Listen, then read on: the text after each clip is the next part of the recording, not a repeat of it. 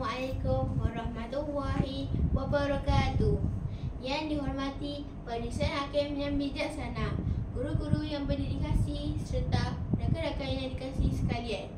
Pada hari yang indah ini, saya akan menedakan sebuah syair bertajuk Indah Bahasa, Indahlah Rupa, nukilan Cikgu Yanti dengan irama Tok Kenali.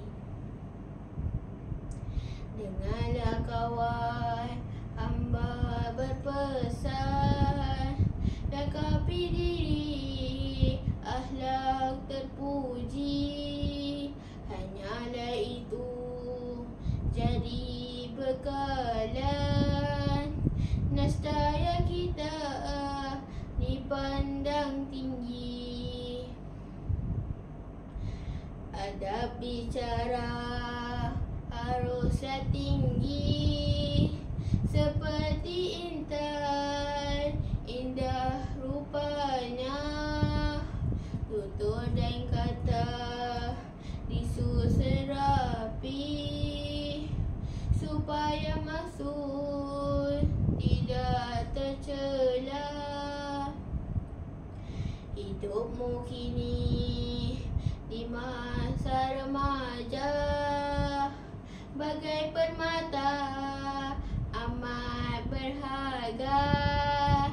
Andainya elok adab bahasa, pasti dirimu disayang juga. Kalau dirimu dihina taulan, sering sendiri tiada berteman. Sebelum kita dari bualan, refleksi diri supaya aman.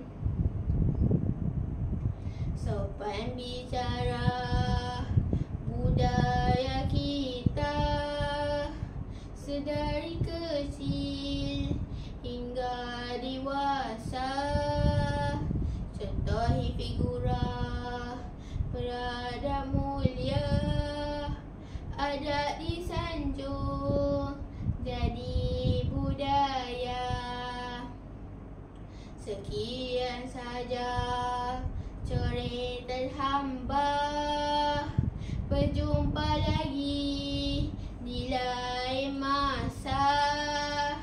Bila bertutur jagalah kata, moga tiada hati terluka. Bijik derima, bijik selasih. Sekian, terima kasih. Assalamualaikum warahmatullahi wabarakatuh.